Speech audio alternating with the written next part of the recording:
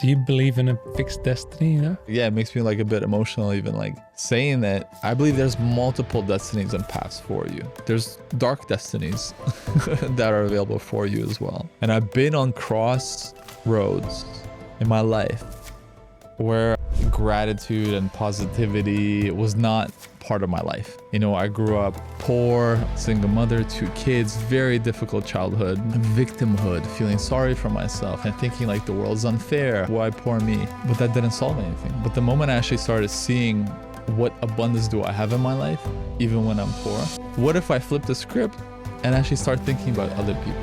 How do I help other people?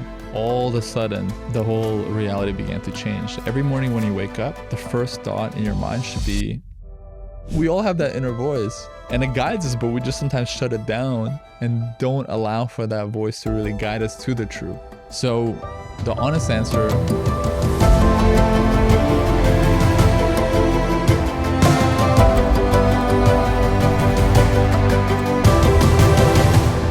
Welcome back, beautiful people, to the Spirit Unfolding podcast, where we explore consciousness, reality, inner change, and how we can show up to live a life more in alignment with our true selves and to be of service to the world.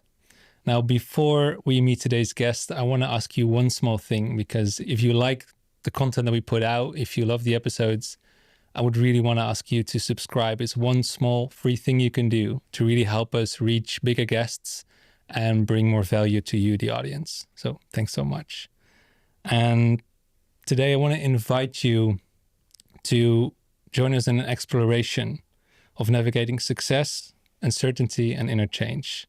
Because my guest today is Alex Ikonn, co-founder and CEO of Intelligent Change, the company behind the 5-Minute Journal and other products that help people to make change simple and meaningful. Alex, when I first saw something of you, it was on your own podcast with David Guillaume, and I saw, I was really inspired by the way that you approach change and look at manifestation and mindset. There's so many people, you've sold millions of journals, hundreds of thousands of people are starting every day with your products. They're writing in your journals, but I'm kind of curious what you were writing internally before the big success. What was the mindset that made it all happen? yeah, I think this is a great, perfect question to start off. Even today, just now, I was having lunch with a friend, and I was thinking about if I would go back to the beginning of my journey and everything, and behind the success, the millions of units sold and everything else impacting so many people, it started with first a belief, a vision, and a mindset, and then the action came after that. And oftentimes people believe that, for example, they can just force things into reality, or that you can just outwork somebody and be super hardworking. And oftentimes there's people that work way harder than me. However, they still have not been able to create, let's say, the amount of impact that I've been able to create. And of course, there's a certain level of luck that gets part of it as well. However, one of my favorite books that I've come across, it's called Transformative Reality. And in that book, he communicates that there's a way to navigate this realm. And one of it is with your mindset and belief of the possibility that is available for you. So for me, it really started with that. It started with really this vision of, most importantly, that the practice of gratitude, which seems so simple, you're even when I first came across it, okay, you just say thank you. Yeah, you're really? And you appreciate, and then abundance comes. However, then I came across this term, which is, reticular activating system in your brain. So there's a part of your brain, the RAS, which really focuses and navigates towards what you want to see in the world. And the thing is, it goes both ways. You want to see more bad, it will feed you all the negativity. You want to see more good, you will see more of that. And is with this belief that my whole life began to change. Yeah, you really go deep into, let's say, the underbelly, or the like behind the curtain within your own system. Like this, so this RAS is like the filtering system, where it sort of determines your perspective of the world, but would you also say of yourself? Of everything. Yeah.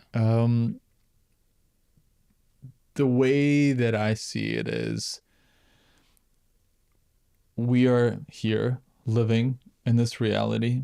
We think it's, what it is, but we're co-creating together. And, there's a large number of conscious beings, especially us humans, who, we believe we're kind of have this gift that we have, to be able to be aware of ourselves and to be able to actually co-create and impact the future that we all live in. And so most of us are unconscious. We're just kind of going with the tide and whatever that we learn, and then that becomes our reality. However, if you're able to really pause and reflect and be able to think of, how do I want to experience potentially this life in a different way? And most importantly, tapping into what are the emotions that I want to experience on a daily basis, and then take actions towards it, then you're able to actually see a different reality unfold. And I've experienced that because actually, I've gratitude and positivity was not part of my life. I grew up poor, first in Russia, then immigrated to Canada, living with, my parents divorced, single mother, 2 kids, very difficult childhood, not the typical childhood one would have. And so going from a place where there's challenges, poverty, there's victimhood, feeling sorry for myself and thinking like the world's unfair. How come others are rich and I'm poor and I have poor parents? Why poor me? But that didn't solve anything. But the moment I actually started seeing what abundance do I have in my life, even when I'm poor, all of a sudden, the whole reality began to change. And as I say, what you appreciate appreciates more. Yeah, I like that. And it goes both ways, yeah. right? If you're putting attention, you're appreciating the good, you'll see more good. If you're appreciating, you're focusing on more of the bad, you're going to appreciate that. That's going to escalate. That's going to grow more. And that is really how the reality exists. And that's the thing with, the difficulty with our worlds, because we've evolved to have a negative bias because it's survival. So a lot of the news and everything people focus on is typically the bad. Yeah. And what happens if you focus on the bad, you'll get more of it. That's why they say, when you're, say, skiing or snowboarding down the mountain, look towards where you want to go. If you're going to be looking at a tree, you're going to hit a tree. Yeah, So, for sure. So you want to look towards, the pathway that you want to go down to. Yeah. I feel like, okay, so you talk about the childhood, and I think we all have a lot of these experiences, right? Almost none of us had the perfect life. And when you're in that, you can start to choose to become grateful for the small things. How's that process been? Because I feel like in the beginning, it can almost feel like you're pretending, or it's like in the head, but it's not embodied. You shared a little bit like it's more about the emotion maybe than like the goal or the words. Can you break it down more? Like, how does that process look like? Yeah, it's a good follow-up, because at the beginning, it can feel forced. It can feel like this is too good to be true. It's too simple. And for me, the reason I tried it out, was like, hey, what do I have to lose? My life is already so bad. Like it's not going to get worse by me trying to do this gratitude thing. And so even myself, how I first implemented it, and I was coming out of like a very dark place where, my father was just diagnosed with cancer, and then he shortly passed away. At the same time, I was going through physio. I broke my left hand, and then I had nerve damage, and they said I'm not gonna be able to move my left fingers, hand at all, and I'm 18 years old. Oh. And obviously no girlfriend, not really a lot of friends. I got involved, with some crime before, so it was just bad things happening in my life. And out of this dark place, I was like, okay, I've heard Tony Robbins, and that's how I came across that work of somebody speaking about what I'm speaking about now, which is, hey, every morning when you wake up, the first thought in your mind should be, what are you appreciating? What are you grateful for? And I'm like, okay, really? Like, I have nothing to appreciate. My life sucks.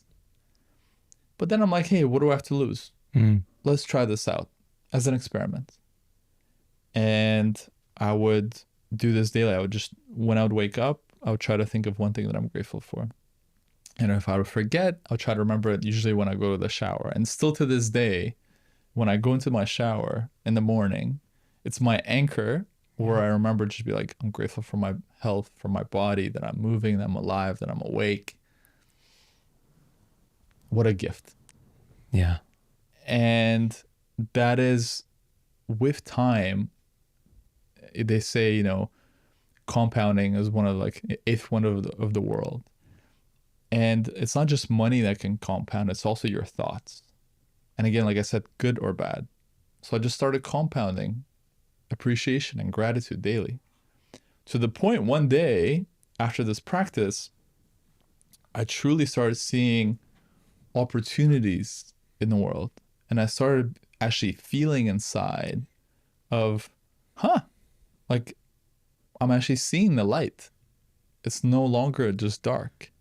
And that's the beautiful thing about, the 5-minute journal and that tool that we've created, is that that's what people who practice it, let's say who complete the full 5-minute journal and practice it for, every day for 6 months.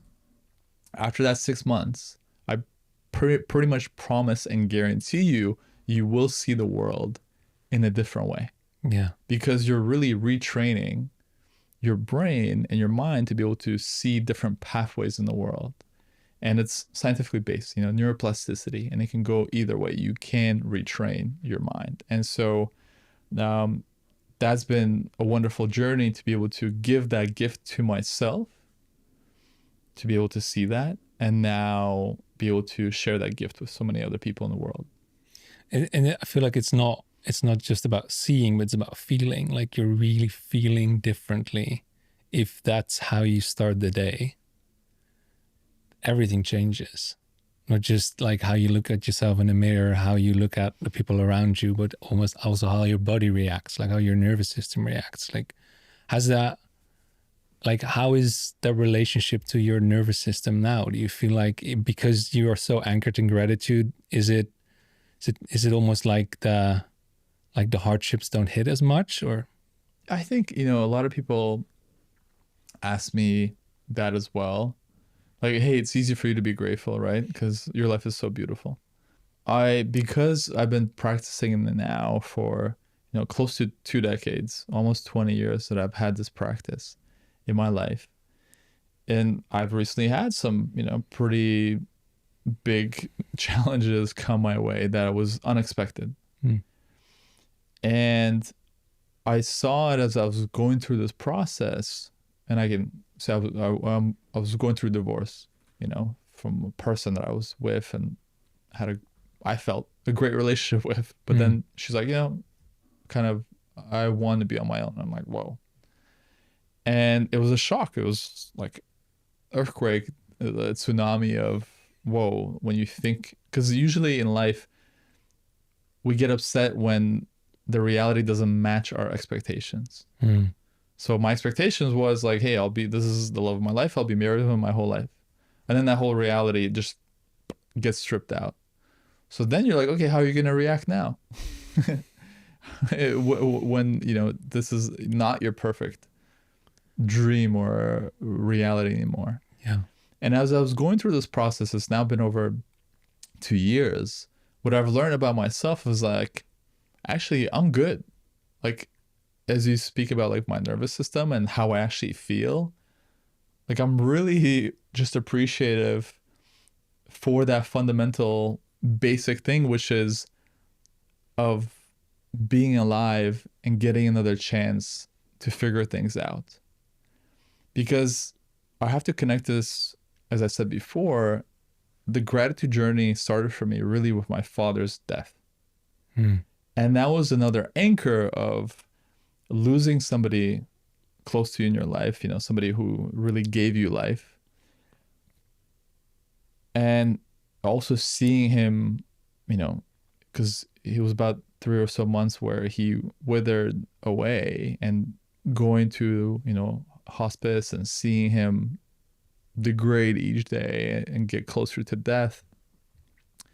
And at such a young age, when I'm just becoming an adult, having that relationship with death and understanding that it can all go away very quickly.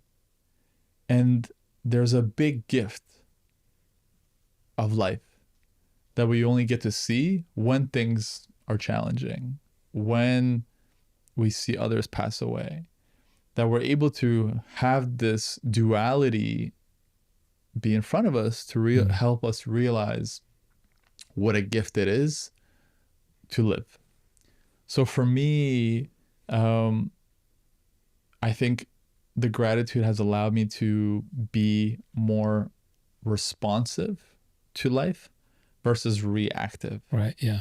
And as crazy as it sounds, be like, even when the challenges come, okay, how can I appreciate this? How's this shaping me? How's this helping me grow?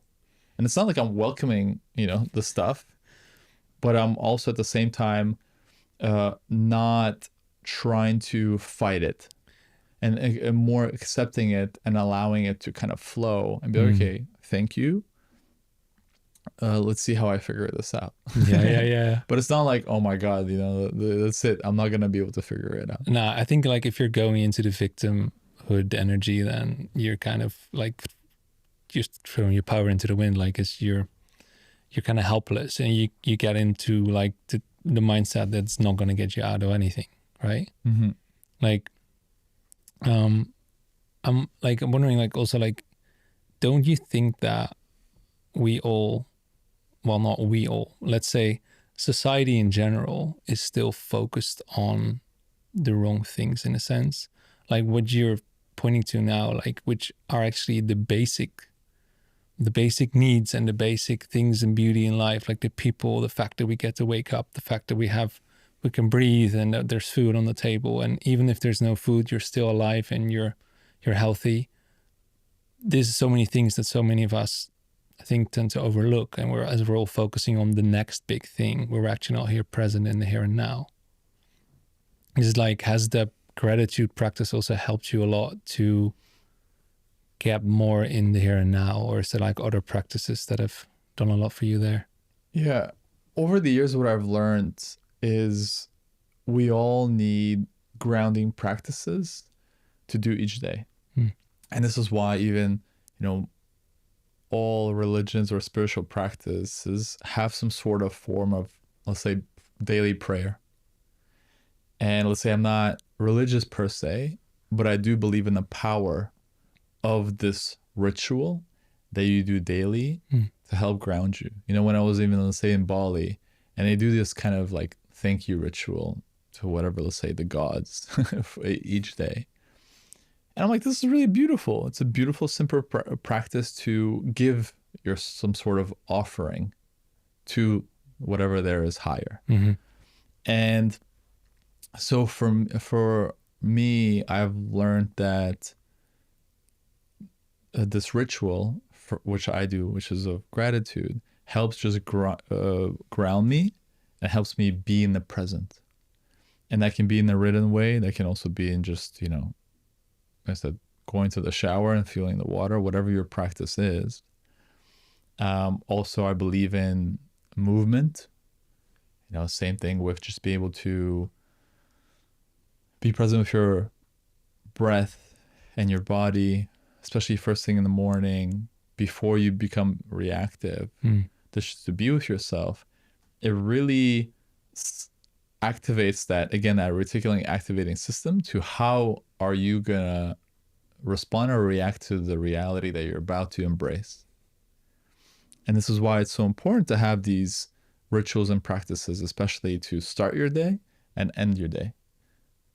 And it has really helped me on my journey. Yeah. Yeah, for sure. I notice like when I'm out of the practice for, let's say, even a week or a few days, you notice it in the body and everything. Like, yeah. It sometimes feels like something else is more urgent, but actually if you don't keep this in check, then everything else will become harder and harder. Yeah. Yeah. And that's why the 5-minute journal has been successful. It's just 5 minutes. And it's like, if you can gift yourself that 5 minutes, it can transform your whole life.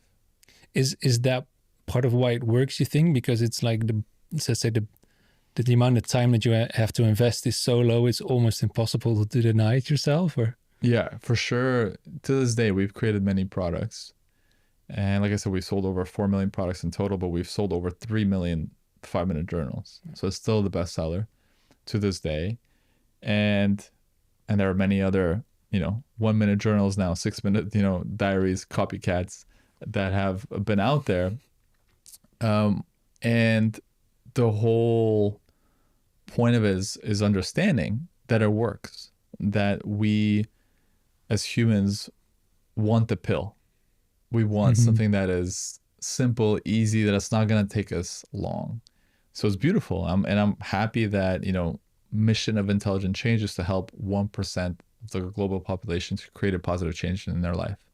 So even the people who have created the 1 minute and the 6-minute iterations of our journal, as long as people are practicing and doing it, it helps us as a collective move towards that consciousness of helping see the world. So I'm even appreciative, of that. That's with success, it comes the duplication of also the ideas that work. So for sure, when an idea works, it will transform globally. And I think like being copied is can be a compliment, right? Like, it's a huge. I remember back in the day speaking to somebody who was, a child of somebody like global famous, like global celebrity, and they launched something, and they're like, "Oh, it's not that successful." And I'm like, "How do you measure success?" They're like, "It hasn't been copied yet."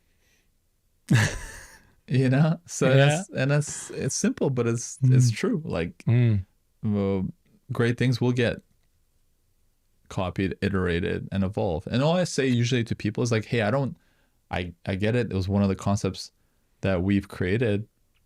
I just don't like direct copies. Like when people say take our format and they innovate, they evolve, I think that's a beautiful thing.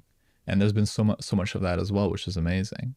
So it's always about, I think, even in myself, we all are standing on shoulders of giants. And for me, I've got inspired from other people. So it's using more things as inspiration and allowing yourself to be able to kind of remix and create your own creation to the world.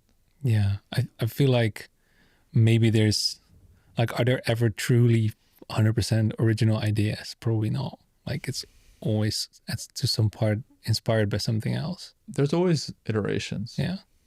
So you said like that person's definition of success is being copied. What's your definition of success? I think that was more in the context of product.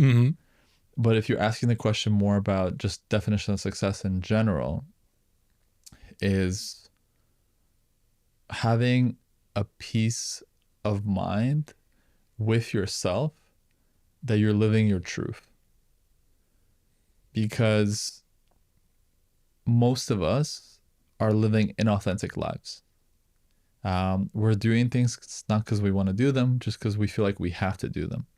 And usually taking that leap of faith is one of the scariest things of all, to be able to leave behind something that may be not authentic to you. And even, let's say, going back to the story of my divorce, although it was painful, to this day, I'm actually very grateful and appreciative to my ex to be able to realize for herself, maybe as beautiful as it is, it's not for me, and to allow to let me go so that I can then find, let's say, a true love that is more aligned and connected and authentic to me. And that can be the same thing with, in regards to, let's say, before I started my business, I was working at a bank, and I was quite actually happy working at a bank. But then I get fired in 2008, and it was like heartbreaking. It was in the midst of like the whole crisis. Yeah. But I got fired for other reasons. There was the reason why I got fired. Okay. I wasn't innocent, let's just say. And being part of that, again, that has freed me to then find my own authentic path. And being rejected was really a redirection in towards my truth. So sometimes in life, when we get rejected, denied, challenged, it's usually a good sign. If you're able to have that awareness of like, okay, where is this taking me to? So as soon as, the thing that happened with my ex, I was like, all right, let's flow with this. Let's see where life takes me. And, now I've been able to meet an incredible, beautiful person, Celine, that's my partner in my life. And I was like, wow, maybe this is all meant to be. Maybe I was supposed to be here. Instead of fighting that current, like holding on to something, holding on to something and allowing myself to flow. And hey, and at the same time, I'm gonna be honest, it's not like it's been an easy journey where I just flow through life. There will be moments where I'd be with my previous job, feels unfair, you feel cheated, you feel like the world's against you, and it's that, again, that reminder, okay, what can I appreciate in this moment? What good can I see in this challenge that will allow you to flow? And that's why even today, again, with the conversation I have with my friend, he's like, I can't believe that how quickly, let's say, you found love again, and how quickly you had this another incredible person show up in your life. Most people don't have that, right? But how come you've been granted this? And I do believe it's this mindset where you're able to really truly see and appreciate and keep going, and then life will be like, okay, here you go. So it's a test. It's always a test when you're challenged in those moments. And how do you, because it's like, okay, life hands it to you in a sense, or life there's a certain flow that you need to find and tap into, yet you also have yourself like certain visions and dreams and ideas and maybe things you want to go to. How do you balance that surrender and to the flow and at the same time taking action? Or is it always taking action towards the thing that life wants? You said an important word, which is desire. So listening to your inner desires, because we all have unique desires. And sometimes maybe you feel guilty about some maybe desires that you may have. However, I believe it's an inner calling towards one of the possibilities that is waiting for you. That doesn't mean it's guaranteed. It just means that it's possible if you have that desire. And as I said before, with that desire, you then may have a vision. And with that vision, you have to take daily actions towards building up your belief in the possibility that you're capable of reaching your desire. Yeah. But the way you prove it to yourself is through the daily actions.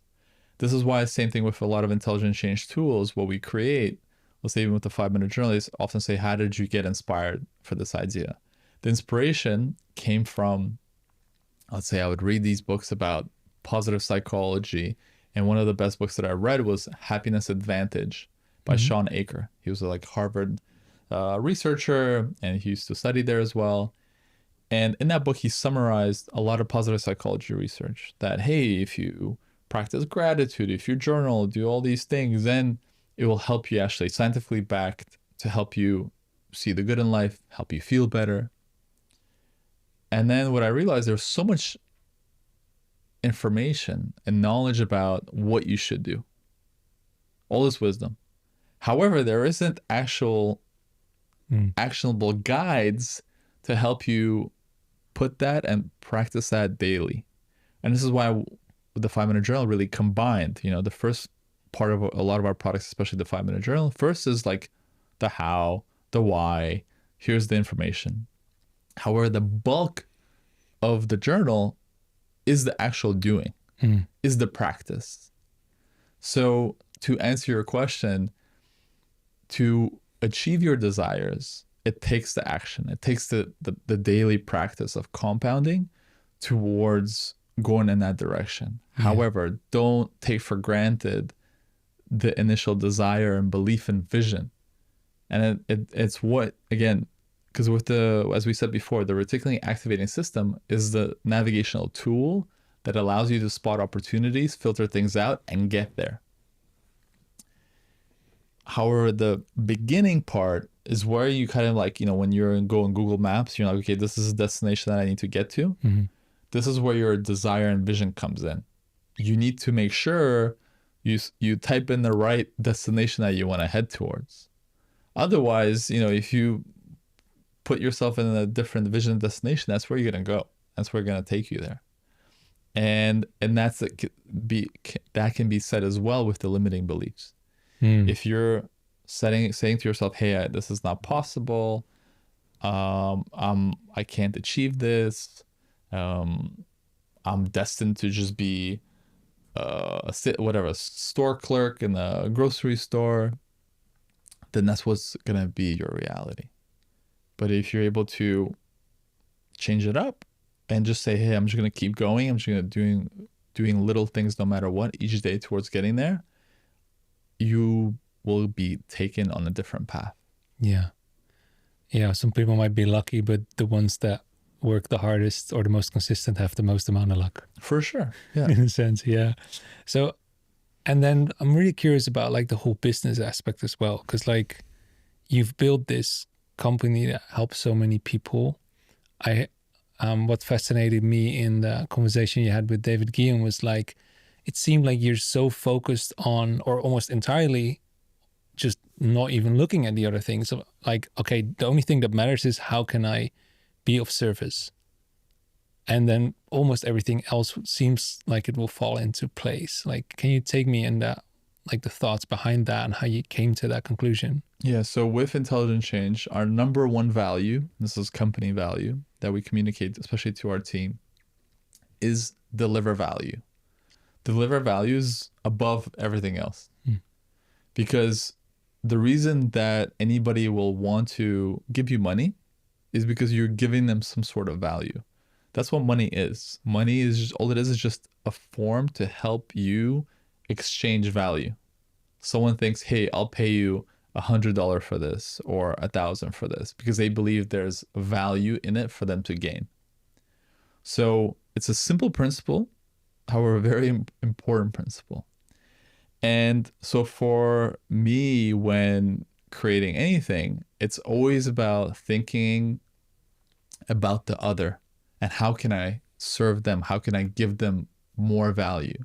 Because if people are able to receive a certain amount of value, they're like, wow, I paid, let's say $30 for this journal, but now I have a loving relationship. I have my dream job.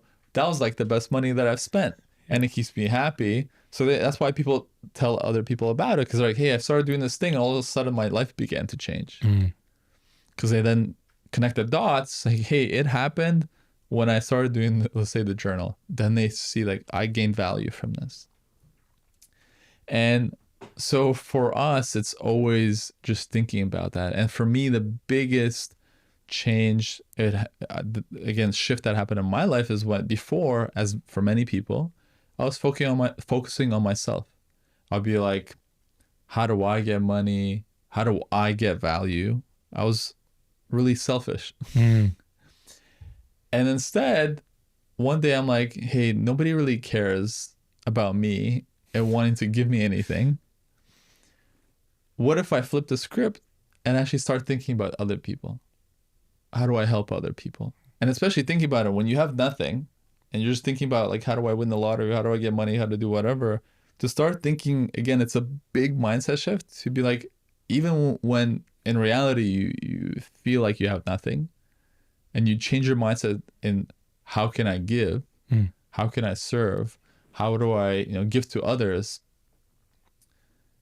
The world again will flip and be able to gift you. It's interesting. Yeah, I've heard first and then experienced this also. Like when you feel like you need something, you actually give it, and you will, if you do it selflessly, you will become a magnet for the thing, and it will automatically show up in your life as well. Yeah, like, and also with love, with friendships, with anything. Like if you are in this, if you want to take, then you're in this energy of you need it, which you're actually affirming to yourself that you don't have it, and you're gonna get exactly that thing that you're gonna get, not what you need or not what you want. Yeah. And as you said, it can be the same thing in relationships, whether it be in business, career, romantic relationships. The more needy you are, the more you repel that energy. So you have to come from that energy of like having actually something to give, and you want to genuinely give it, whether, as you said, love or some sort of attention, value, whatever it may be, to be able to just unconditionally, again, the key word is unconditionally, not be like, okay, I'm going to hack the system now. Yeah. And I'm like, I'm going to do this, but I still expect something. It doesn't work that way. Energy doesn't lie. And then you can't hack it. Yeah. It has to be coming from a place, and how will it come? Practice.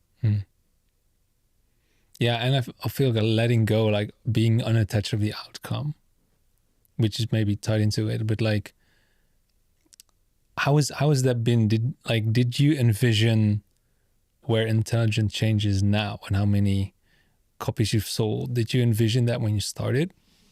It was funny. So I had a co-founder, UJ, and when we started, we wrote. It was his initiative. He's like, let's write on a piece of paper and signed by both of us that we're going to sell 1 million units.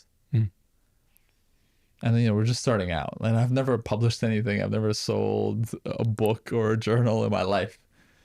And I was like, okay, cool. Well, let's sign it. And we did sign it, and we wrote it on a piece of paper that will sell this many units.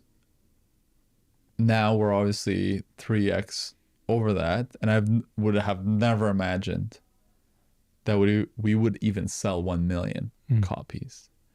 And every year we sell hundreds of thousands of these things. And even the other day I was thinking, like, it's pretty crazy that after a decade this thing is still going, and so many people have value from it, recommend it, buy it. So the honest answer, I didn't have that in my vision to a certain degree. It was planted through my co-founder, UJ, and we did it together. I always still allowed that for that possibility. So I didn't deny, say like, hey, that will never happen. I say that would be nice if it happens. But again, not being needy, like it has to happen. I have to sell, millions of units. I have to become rich.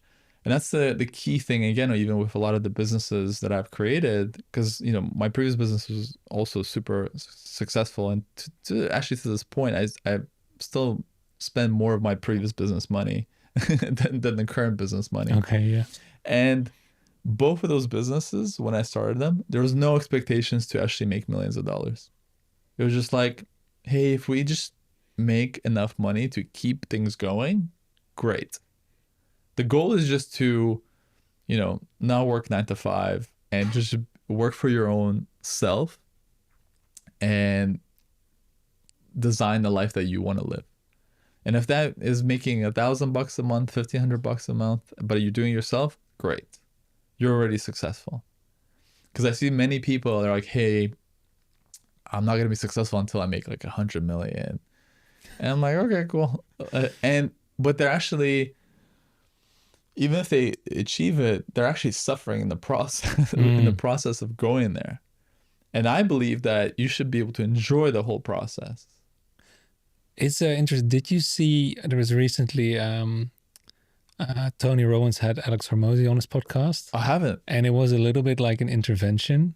For him, for for Hormozy. Hormozy Oh, a I'd love little to see bit. I that. haven't seen the whole thing yet, Yeah. but like, because when you first said, like earlier, you touched on like, okay, just go, go, go, go, go, and there's like people that have to work harder and harder, and I think like that's what Hormozy is doing, and like obviously it's working for him massively financially, but I am wondering like, even if you love it, does it make sense to work 14 hours a day every day, like, and or is what you're saying like, okay, first design the life that you want, which is maybe 4 hours of work a day on average or something, and then see if you can how you can design your business around that life to serve that life. It's two very different perspectives. Yeah, I think, there's not many Hormozys in the world. No, definitely not. And he's special. And what I try to communicate to people, as we talked about before, is that you have to listen to your own desires and your own path. And if that is being a super hardworking guy and you love it and you get off at it, do it, by all means. What I've seen for most part, most are not like that. Most of us just want to, be able to enjoy our lives, be with family and friends, have a certain community, and be able to just enjoy the little luxuries in life. And social media the last kind of decade or so just fooled us into, as all marketing, for us to have these crazy expectations of ourselves, of our partner, of life and reality. And it ungrounded us and the reality of what actually is and what is actually important. So this is the reason why it's so important to have these practices. And it can be also, for some people, it can be maybe sitting in meditation for 5 minutes, just in silence with your own thoughts and connecting to your truth. So for me, with intelligent change, what we try to communicate is that we're not trying to tell you like, hey, you must go here. All we do with intelligent change products is help guide you to get to your truth, your path, right? I don't know how you want to design your life, but all I'm trying to help guide you is that you can design your life the way you want it. You can attract the partner that is, your soulmate and that is right for you. And you can live in an environment that you genuinely feel calm and excited to be part of. Yeah, it's also that famous like regret of like that story of like when you interview a lot of like people that are close to their death, no one will be regretting that they no one will say, I wish I worked more, like that just doesn't happen. Maybe. Yeah, almost no one. Yeah. Like, okay, so going to like the business of intelligent change, like are there like other like pillars, let's say, that you are that you're building the business on, or the way of how you do business? It's always evolving. I wouldn't say it's perfect. I leave a lot on the table. So if I worked as hard as Hormozy, for sure I'll be in the hundreds of millions. Like he's doing the right thing in terms of having that type of output. For me, my way of doing business is I have a lifestyle approach, and it's not for everybody, which is I go at my own pace, and I always put life first, because I really don't know. We all don't know when this whole trip is going to end. So I do my best to be able to fit in the things that I enjoy kind of doing. And of course, a big part of it is work. I'll say majority of my days is still spent actually also in the office, getting the business going, things like that. And with business, it always transforms towards what you need to do. Like I never thought I would even employ one person. And then, now say we employ tens of people around the world. And some of them, like some of the salaries that people get, I'm like, I wish I got that salary before. And now I'm able to provide that for other people and livelihoods. Like, it's amazing. Mm. However, it happens naturally as you unfold the reality and again, get that feedback from what is needed to keep kind of growing. And also learning from people like Tony Robbins or Alex Ikonn. So for me, it's really been about taking it one day at a time. And most importantly, very early understanding that the technology that is available to us, and now even more, right, with AI and everything that's coming, we are now able as regular people. And I want to kind of communicate because it's very important. I was just a regular bank employee, like just like an account manager working in the suburbs.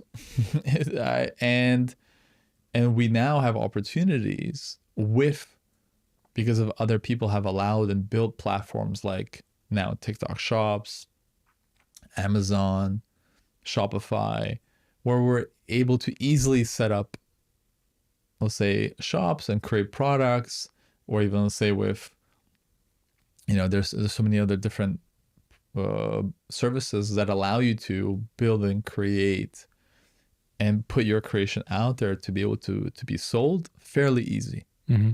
I think it's never been easier to create and build a business. All it really takes is having a growth mindset of, hey, I'll figure it out and I'll learn. Even now with everything that's happening with AI, a lot of people are freaked out about it. I'm like, you can literally ask AI to teach you how to use AI. Yeah. It's great. So, like there's nothing scary. Yeah. Just be curious and keep taking action. That's it. It's fairly simple. It's not like, it's the people who are more afraid and never take action, then nothing happens. I also feel like the whole, it's very important to be open to failure and to keep going. Like, I just the other week got a reminder, I think your episode 26. I got a reminder after 24 episodes on Spotify, congratulations, you're in the top 1%, 99% of people quit before here. Like, wow. And I feel like I'm just starting. Yeah. Like, I'm looking at people with like 500 episodes. Yeah. But it's so important to have the vision, but not get like just completely like broken by the fact that you're not there yet. Like, just keep going, just small iterations. I think all the time being open to learn, and just as long as you keep going, you'll get there. I think like you said it right. And it's for everybody. If you look at even where we are now, I've been doing intelligent change for like 14 years. So yeah, if you keep doing something for a long time, you'll get somewhere. Mm-hmm. Yeah. And of course, the most important element is to be able to iterate and to learn. And oftentimes you do learn more from failure. And this is the importance of, as you said, to actually be open to failing. And I see many people, including close friends, who are constantly trying to wait for the moment till it's perfect to launch. And I'm like, no, like my first website, it was like super ugly. I got very lucky with the 5-minute journal. You pretty much, what you see is what you get. Like when I've created, we've improved some things inside, but it's pretty much the original still. Yeah. So it's pretty incredible. So you get lucky sometimes. But oftentimes you will have to iterate. You will have to keep improving and not being afraid of people calling it ugly, your friends calling it stupid. A lot of my close friends at that time said, this is the stupidest idea ever with the 5-minute journal. Like, dumb. Wow. And, now a decade later, they're like, hey, I guess it works. And this is why the most important thing to understand for yourself is the only person that will be able to judge your own success is you. Are you living the life that you are enjoying and being appreciated for. So for me, that's the ultimate test. Yeah, I like that. That's very true. Like, it's so easy to get caught up in other people's opinions and get thrown off course if you listen to it, right? Yeah. I'm also interested, like, how much are you measuring? Because I feel like online, it's like, but there's so much accessibility to data, and it's like, okay, we can measure and analyze everything, and sort of that can help. And at the same time, it's like, well, if it just feels good, it's probably good, and you just should go for it. Like, does it make sense in your experience to like get a lot of feedback, measure all kinds of things, optimize things, or is that making things over mechanical, and by doing that, taking the soul out of it? Yeah, I think everyone has their own approach. My approach is less analytical, more intuitive in nature. However, I do believe that even myself, who's more intuitive in nature, I can utilize a lot of these more measurement tools to be able to help me reiterate better and improve. So then the question is really, is it worth the squeeze to a certain degree for me to be able to do it? For me at a given time right now, I'm comfortable, right? And it's not important for me to be super, measured about everything. However, I'm always looking for people who that may be their strength, right? To be able to be more analytical, more measured, and to help me balance out potentially what may be a weakness to me. So, and we all have our strengths. I do believe I have more of the strength of intuition. And over the years, I've learned that it's very powerful and I listen to it. However, I'm also open, I'll say with our team, to be like, okay, this is my intuition, but if you want to test it, let's A/B test that theory, and see what works. And if they're like, hey, we're more data, and if the data shows that works, I'm like, okay, cool. I'm not like against it. No, that's cool. You earlier on, when you shared about like your whole journey and going back to like some of the hardships, I'm kind of curious, like, is there anything that, because from what you're sharing, it sounds like you're in the perfect place. There's like a lot, like you found new love and everything's flowing. What's like the edge? Is there like things that you're thinking about but haven't implemented yet, or things where you're, don't know yet how to deal with exactly? Yeah, I think first and foremost, definitely life, yes, is always perfect in any given moment. However, did I reach that perfect equilibrium? No. That's important to communicate, because many people believe like there'll be a point where I just reach and I can just like relax. And what I've realized for myself is that life is not about that. It's about constantly to be evolving and growing and learning, and to kind of keep at that pace, at least for me. So, and life gets exciting when you challenge yourself to that next level of your possibility that you're capable of.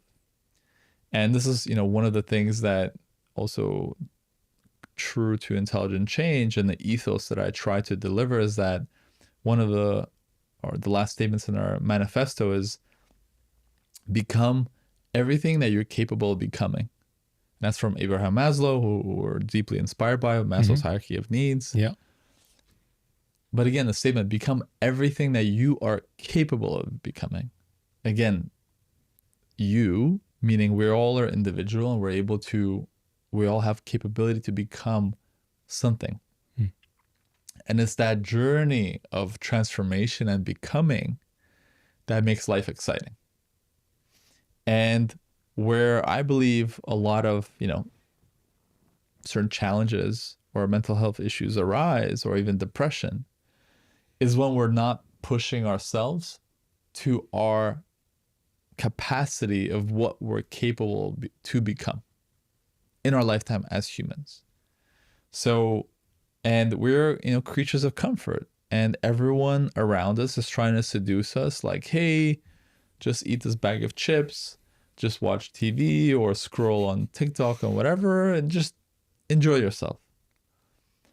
And again, as I said, what you appreciate appreciates. So if you're appreciating and putting more of that attention on to those things over time, your muscles to accept challenges will atrophy.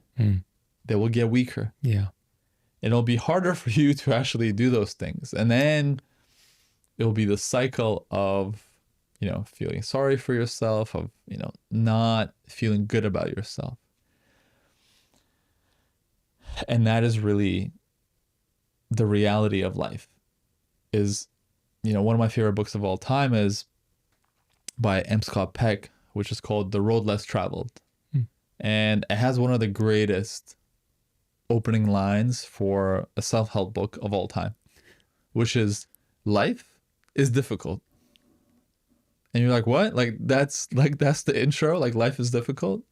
And what he then says, once you realize that life is difficult and you accept the fact that life is difficult, you can then overcome this reality. And the way you overcome it is with discipline. As we were talking about actually then taking that action, taking control of your life and taking responsibility.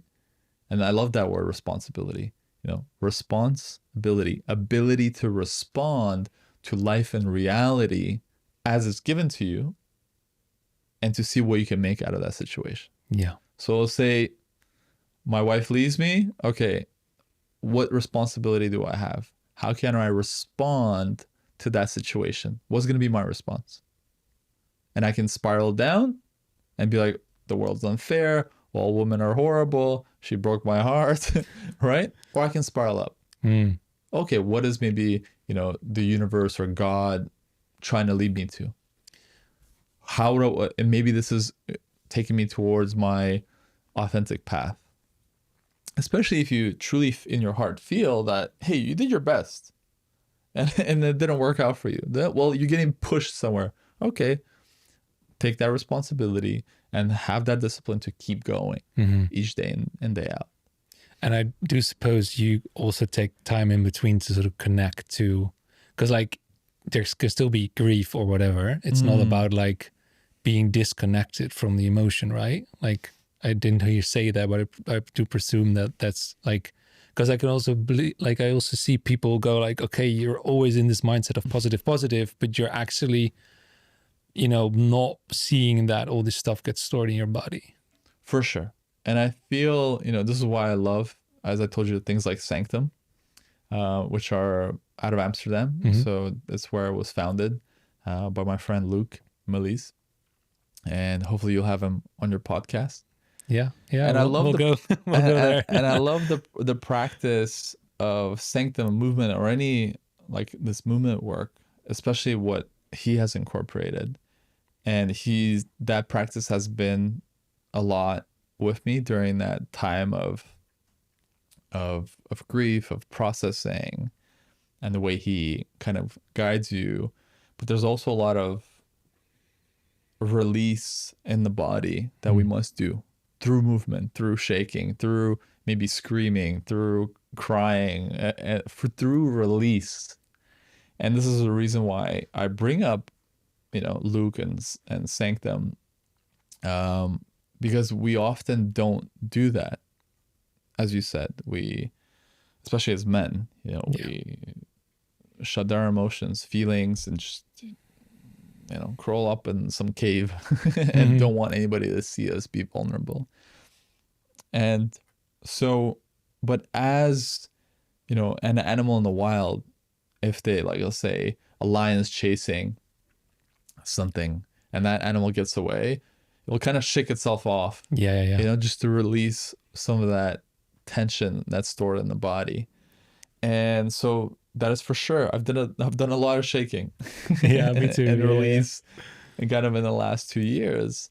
And to your point, I think it's beautiful that you bring it up. My current partner, Celine, she also reminded me a lot of that too, is that it's okay to be vulnerable. It's okay to, to not feel like it, to kind of allow those emotions to run through you.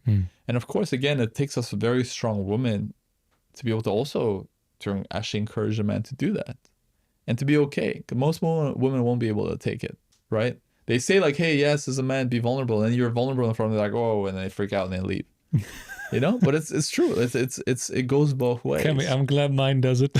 That's she won't leave for sure. That's great. But it goes the same thing for us as men. Yeah. Something that I've also been learning is like, how do we also receive women's emotions and be able to hold space for them as they go through their own things. So everything is about us being able to receive and accept, most importantly, ourselves. Because oftentimes when we're not able to receive the other, we're not accepting that parts in ourselves. Say being vulnerable, when others being vulnerable, and we're like, oh, like, well, that's probably it's hard for you to accept yourself being vulnerable. Yeah. And I'm saying that because I know I've done that. So and again, this is the beauty of life, and I think even relationships, is if we choose to remind ourselves and our partners as we're going through stuff, is like, I'm not gonna be perfect, and you're not gonna be perfect.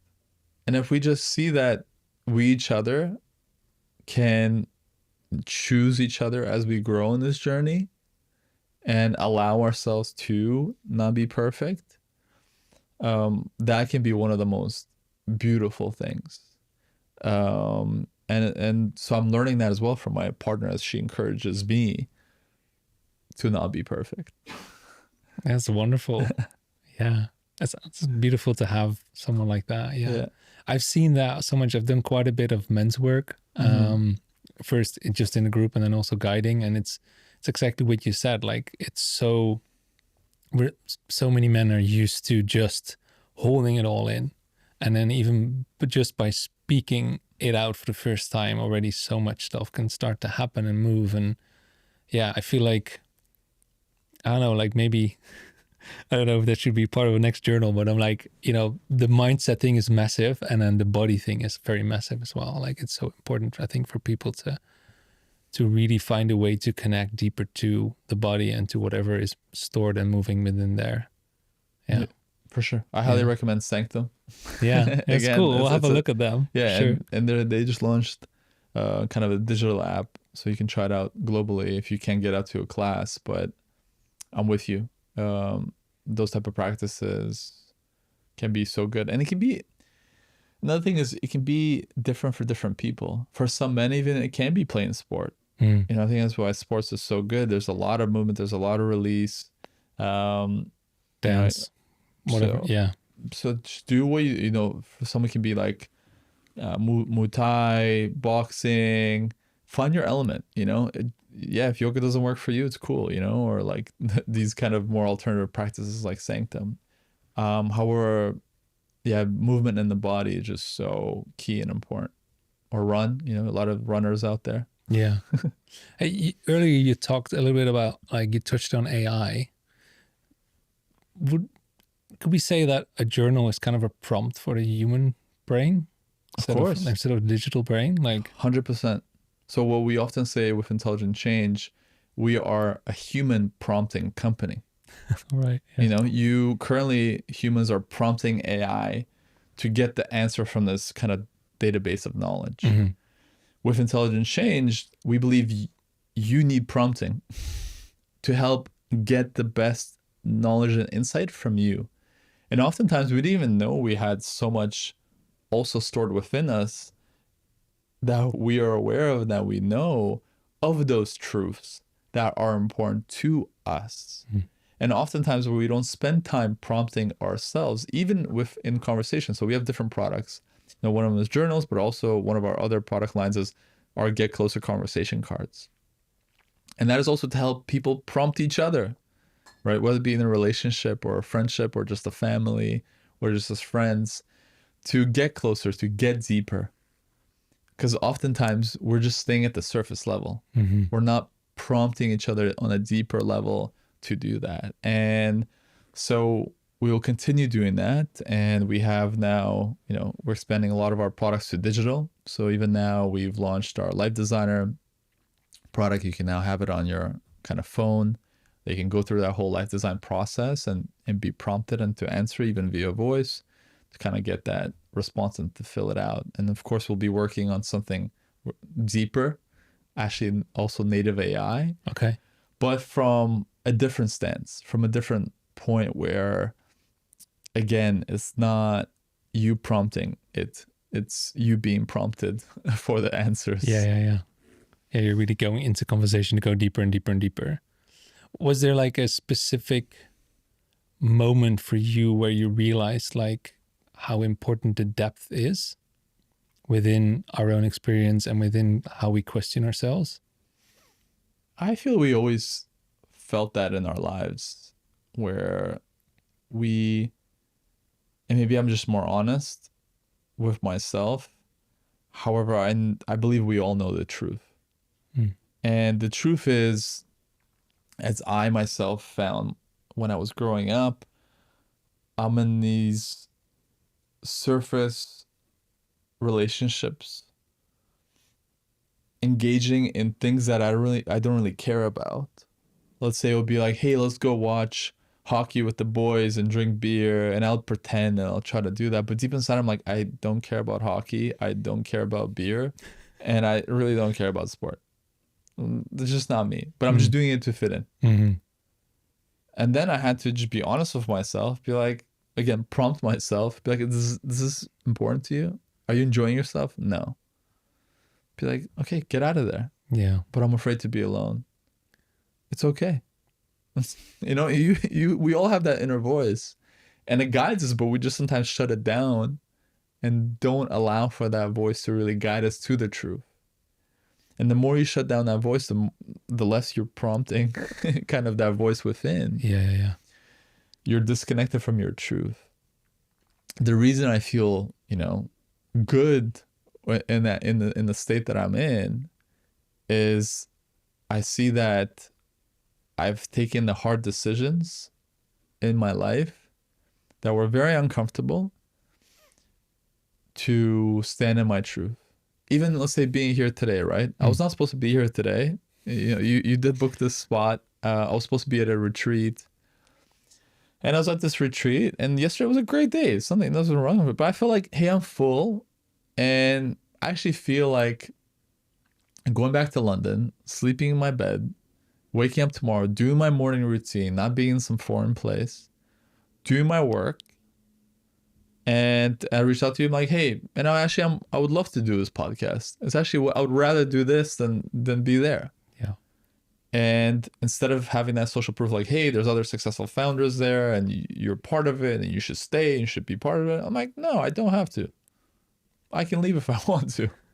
It's funny how that goes, right? Like that, the first there's the voice, and then as soon as you make the decision, there's so much relief. Yeah.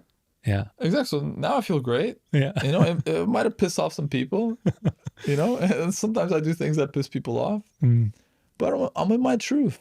And sometimes it's also giving people the space when you see them, if they make certain decisions and may not align with what you want.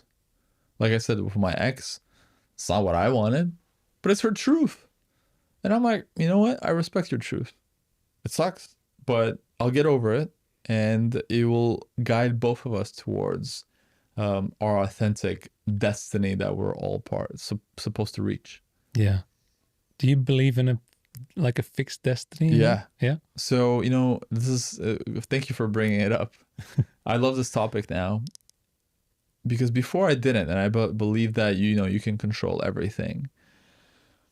But there's certain things that happen in life that you're like, this is just, it just feels fate or destiny. You're like, okay, I guess I have to live this out.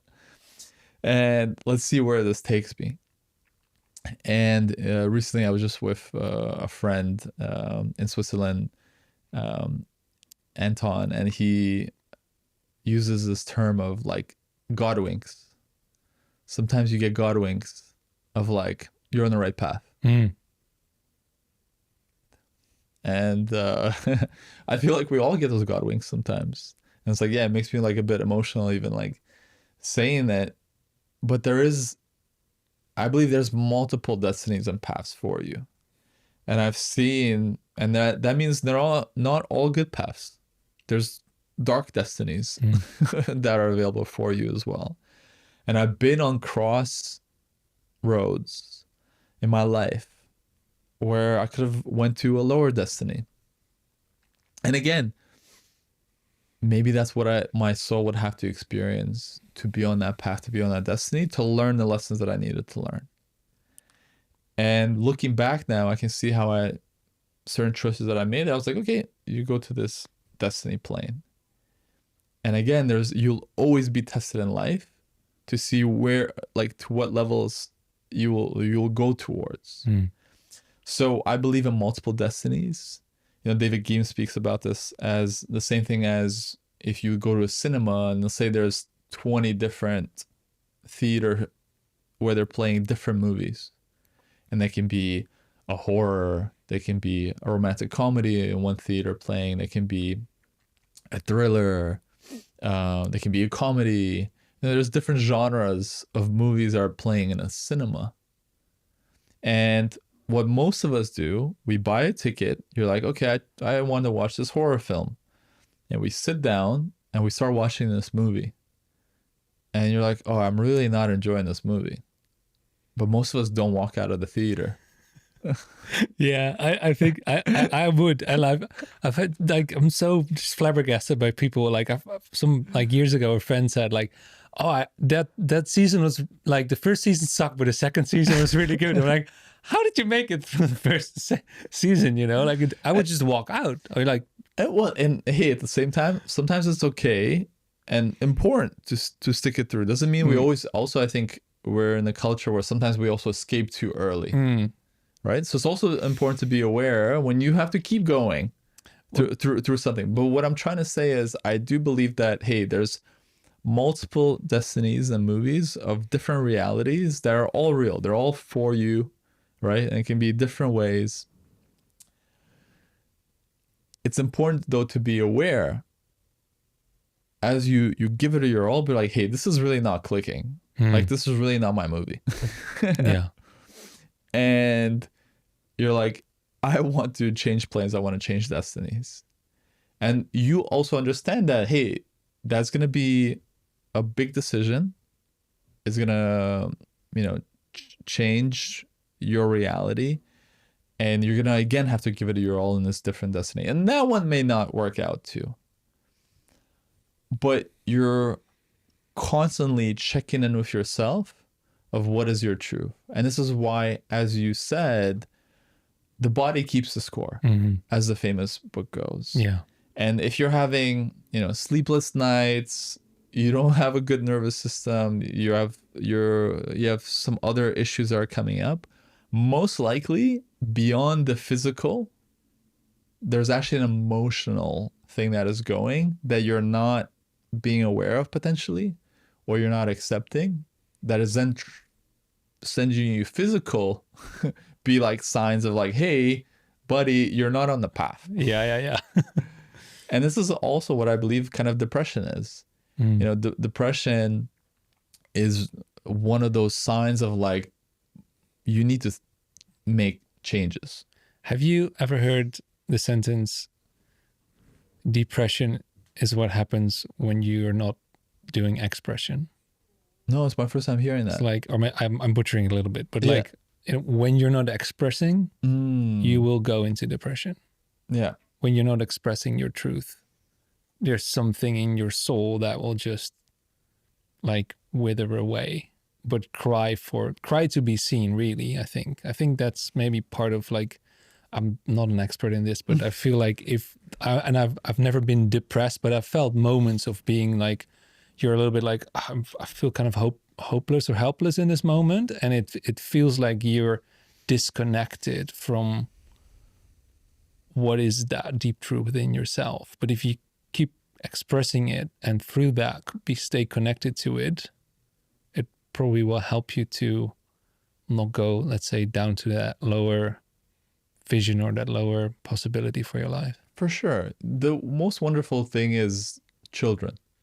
And, all of us have been small and with this view of, wow, look at like this reality, look at this tree, look at this grass, look at this banana, it's amazing. If you look at kids, they can be in wonder with like the most basic things because they're new to this reality, right? So they're like, wow, like ice, this is so interesting, right? Or sour. But as we go on with life, and we kind of get accustomed to the things that are here, and we get, especially with school and society and parenting, we're like, don't do that, don't do this, you're supposed to act like this, you're supposed to do this. We get conditioned to a certain degree how we should be, right? To be part of this collective society. And as you said, what we see that happens to most people, that light and spark that we come into this life with gets kind of dimmed. Yeah. Doesn't go out, because it goes out when you're dead. But it gets dimmed, that spark. And that kind of life is not displayed to this full extent that is possible. And this is why, so many of us love to see, for example, big stars on stage, and we're able to live through them, to people who are able to express and to live in their light, an expression, as you said, and we get inspired by that. Yeah. And ideally you take that mirror to then do the action yourself. I'm also reminded of this beautiful song and set of quotes from Ramdas, and he talks about this ember, like this. I love this one. Yeah. Even if you're like, you might get like so far down into like the conditioning and everything, but there's always that ember. Keep focusing on that ember, and it will go back into a fire again.